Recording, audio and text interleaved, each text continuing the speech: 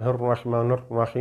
آج کی اس ویڈیو میں غسل جنابت کے مستحبات کو بیان کریں گے۔ منہاج الصالحین کی پہلی جلد صفحہ 85 میں آیت اللہ سستانی فرماتے ہیں کہ علماء فقہا نے غسل کے چند مستحبات کو ذکر کیے ہیں۔ جب کہا جاتا ہے کہ فقہا نے چند مستحبات کو ذکر کیا ہے تو اس کا مطلب یہ ہے کہ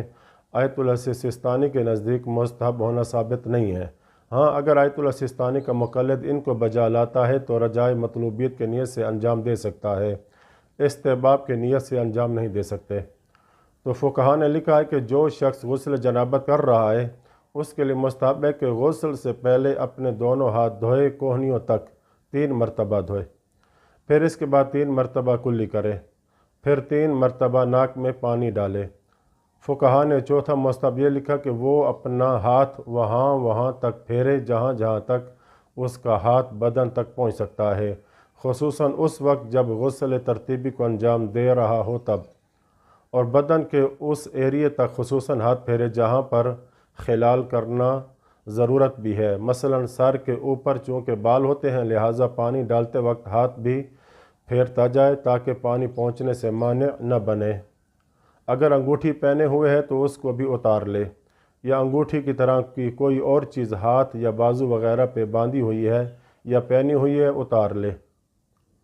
اور غسل شروع کرنے سے پہلے پیشاب کا استبراء بھی کرے، یہ مستحب ہے۔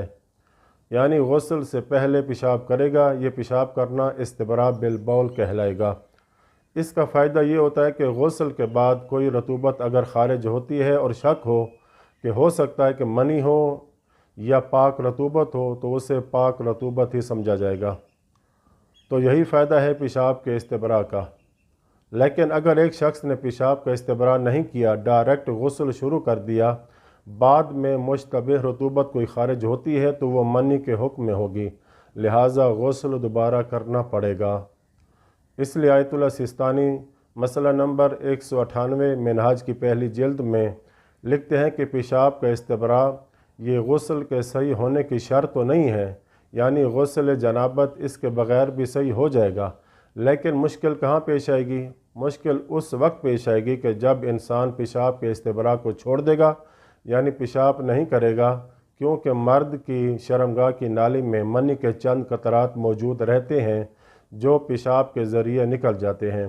یا پیشاب اسے آ ہی نہیں رہا تھا یا جان بوجھ کر نہیں کرتا۔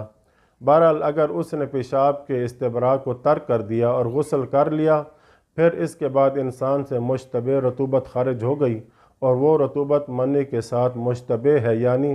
ہو سکتا ہے کہ یہ منی ہو، تو اس پر حکم منی کا ہی لگے گا ظاہری طور پر۔ جب حکم منی کا لگے گا تو اس پر غسل بھی واجب ہو جائے گا، چاہے اس نے استبراء بالخرطات کر دیا تھا یعنی پیشاب نہیں کیا تھا، لیکن اپنی شرمگاہ کی نالی کو 3 مرتبہ کھینچا تھا تاکہ قطرات نکل جائیں، لیکن پیشاب نہیں کیا تھا، پیشاب اسے نہیں آ رہا تھا، غسل کر لیا، بعد میں چند قطرے خارج ہوئے جو منی کے ساتھ مشتبہ تھا، پھر غسل واجب ہوگا۔ ہاں، اگر اس کو یقین ہے کہ میں پیشاب تو نہیں کر سکتا، یعنی مجھے ابھی پیشاب نہیں آ رہا،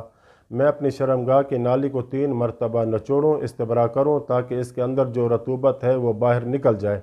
بغیر پیشاب کے، تو اسے یقین ہو جائے کہ اب میری شرمگاہ کی نالی میں کوئی رطوبت باقی نہیں ہے، تو اس یقین کی صورت میں غسل کرتا ہے۔ غسل کے بعد پھر بھی اگر کوئی رطوبت نکلتی ہے تو وہ منی کا حکم نہیں رکھے گی، لہٰذا غسل واجب نہیں ہوگا۔ مومنین کو تو اتنا پتہ چل گیا کہ منی نکلنے کے بعد غسل سے پہلے پیشاب کرنا کتنا اہم ہے۔ ہاں، اگر ایک بندے نے جماع کرنے کے بعد یا منی نکلنے کے بعد فوراً غسل انجام نہیں دیتا، لیکن وہ 1-2 دفعہ غسل سے پہلے پیشاب کر لیتا ہے تو گویا اس نے پیشاب کا استبراء کر لیا ہے، اگرچہ غسل اس نے صبح انجام دینا ہے یا گھنٹے 2 گھنٹے بعد انجام دینا ہے، لیکن اگر پھر منی نکالی یا جماع کیا، پھر غسل سے پہلے پھر پیشاب کا استبراء کرے گا۔ وصلی اللہ علی محمد و اہل بیتہ الطاہرین۔